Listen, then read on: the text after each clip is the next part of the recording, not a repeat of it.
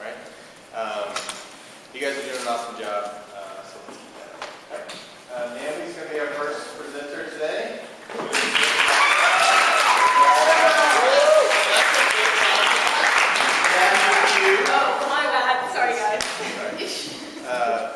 All right.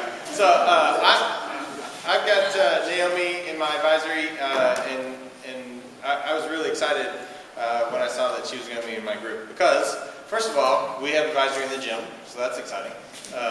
And what I think is great about Naomi is how well-rounded she is, because, like, in our advisory, she could get up and go, like, school somebody in a game of knockout or three-point shooting, and then she could turn over and walk over to somebody and comfort a friend who might need some comfort, and then turn around and what else can you do?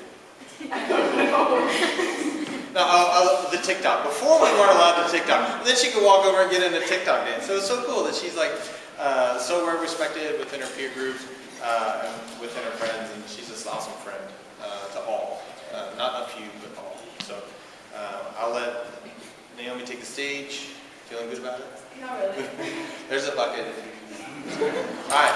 So without further ado, Naomi.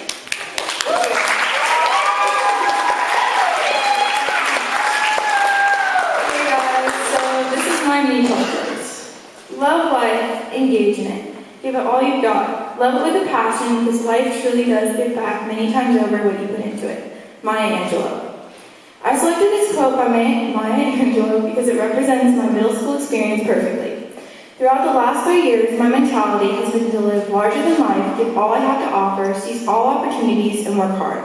This mentality has never failed me. It has helped me through my greatest adversities and challenges. I realize I only have one life to live. I might as well give my greatest effort and know that I strive for my best. Whether physical, academic, social, or self, my best has always been given. Physical. I'm a very athletic person, constantly involved in something that tests my mental or physical strength. Lacrosse, field hockey, track, volleyball, and horseback riding are some of the many sports I've tried. These vigorous extracurriculars have always been a part of my life, helping me grow and learn as both a player and a person.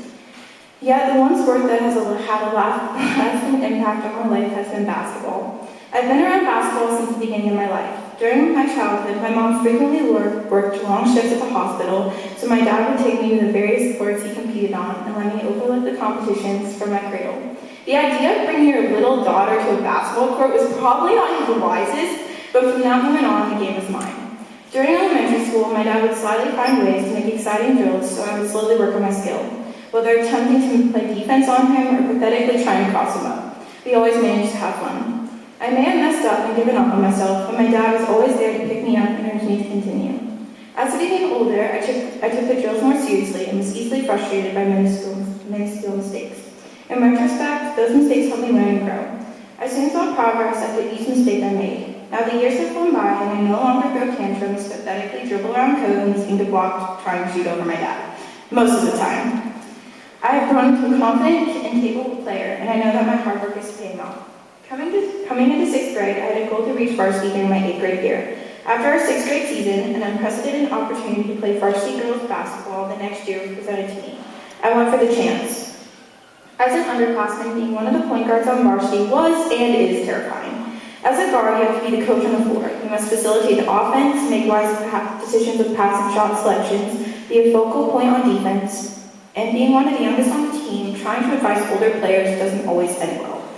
During the games, I started to sit back and let opportunities slip away. I was doubting and losing my confidence. In the middle of the season, my mom and dad gave me a talk and told me that I should take chances and trust the work I put in to get to the varsity level. Thanks to their support, I started being more confident in my own preparation and my role in the team. Soon afterward, I played my best personal game of the season. The game was against Brown. Our team had already defeated them earlier in the season. The second time we played Brown, we were executing, scoring, getting steals, and dominating. Throughout the first half, I was frustrated that I didn't get many opportunities to score. During halftime, I regrouped and came out with a killer mindset. When the second half started, I couldn't miss when I shot the ball. I quickly remembered setting my feet, flicking my fingertips gently, and then releasing the ball. The net didn't make a sound. During the next possession, I hit the same shot once more from the opposite wing. I mixed it up, stealing the ball and making fast break layups and an and one. My total for the game was 18 points. I was on fire, and it seemed impossible that I could miss. After the game, I felt unstoppable. My hard work finally turned into a good result. I'm still working hard to become the best I can be in basketball, knowing that if I keep working and developing my skills, my work will pay off in the end. Academics. My grades have always been my most important priority. Throughout middle school, I constantly tried to challenge myself to do better on the next assignment and to ask more questions in class. But the journey to my academic achievements was tough. It took a lot of effort and application to get where I am now. When I first came to collegiate, I refused to ask questions and redo quizzes, fearing it would make me look unintelligent. This strange mentality didn't help my struggle with math. During the class, I suffered silently and countless times found myself staring at the clock, wondering when the torture was over. Ms. Bowling and Mr. Franco aided me during my 6th and 7th grade years, helping me slowly grow in the subject and building my confidence from the ground up. The 8th grade has been a revelation for me, thanks to Mr. Otani, who has helped me the most. This year, Mr. Otani has shown me that asking questions and reading work is essential to having a better learning experience. I've gone to her classroom during study hall, probably more than I should, and I constantly ask questions and redo anything I can. Through asking questions, I grow in my understanding of the subject. Sure, I may make silly, stupid mistakes, but who doesn't?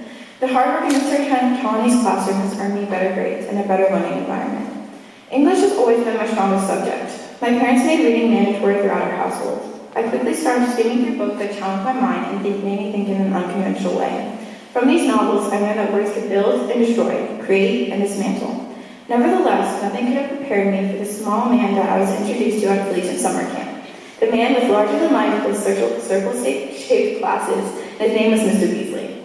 Mr. Beasley brought an animation and insanity to the camp that I never experienced before.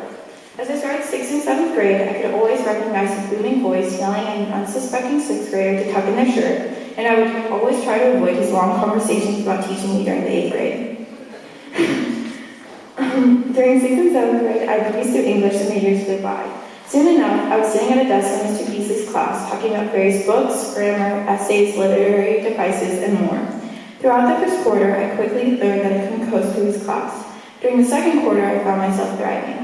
I pushed myself to annotate when it wasn't necessary, overplanned for essays, and asked more questions outside of class. I've grown tremendously thanks to Mr. Beasley. He has taught me that putting your best foot forward and continually pushing yourself beyond your limits is extremely important.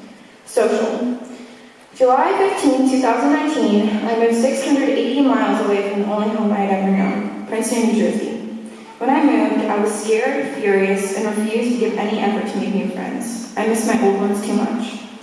Before the start of 6th grade, I didn't know where I was going, who I would meet, or what my new school would be like. All I knew was that Kentucky was known for its bluegrass, and sadly, I found out the grass here isn't actually blue.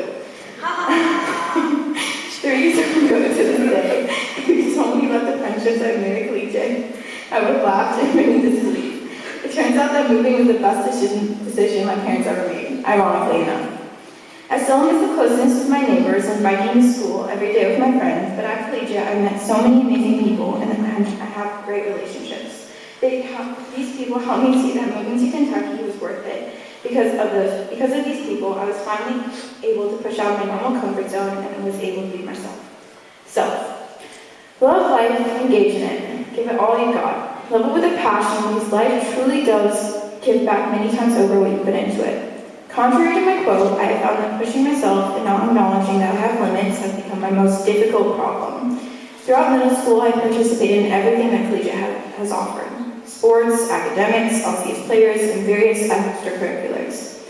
Those activities tend to gradually intensify, turning into many overbookings and stress nights. I used to spend nearly all my energy putting my best foot forward and pushing myself to the brink. My parents constantly warned me to slow down and enjoy life. They repeatedly said to take care of myself and to pause when the rest was necessary. As every child does, I made the callous mistake of ignoring my parents and kept pushing myself forward even more rapidly. It turned out my parents were right. Living in a fast lane wasn't suitable for my family or my mental health. During winter break, I broke down. I felt empty and had nothing else to give. So my parents did what they could and temporarily grounded me. They took my phone and any privileges I originally had during winter break. Who knew that being forced to rest was exactly what I needed? Those 2 weeks were the most rested I have felt for the past 2 years. It was amazing. I literally felt my life being restored due to the absence of the constant pressure and the overbearing weight of both stress and anxiety that was crushing my spirit. At the end of winter break, I felt like myself again. I felt complete, I felt supported, and I felt whole.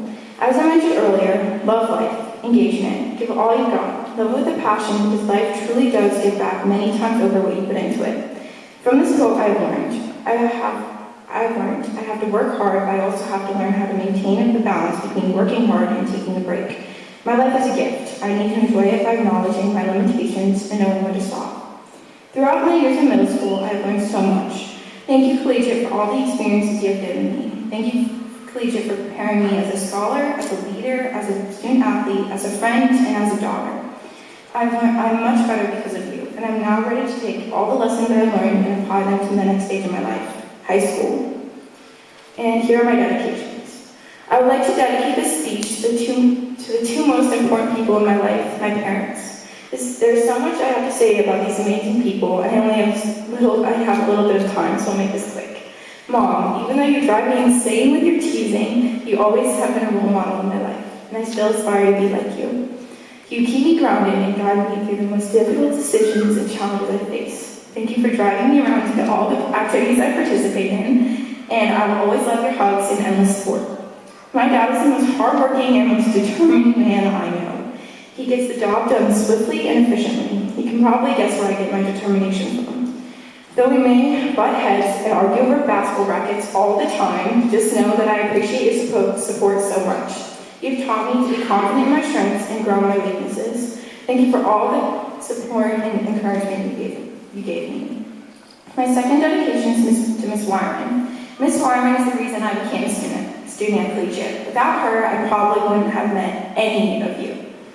When I first took a tour and I saw her warm, friendly disposition, I knew that this was the place for me. Thank you for always checking in with me at school and giving me advice on how to go through the last 3 years. I love seeing you around, and I appreciate all that you've done for me. My final dedication is to Ms. Leary. Ms. Leary is the head advisor of KYA and Kuna, and she has been such an important figure for me during all my middle school years. She's also the reason I'm here speaking kind of clear to you all, so you guys should probably give her a shout out for that. She has taught me about using my voice and speaking up. Ms. Leary, you have been such a role model in my life, and I'm so grateful to have had you as an advisor and a teacher. Thanks for listening.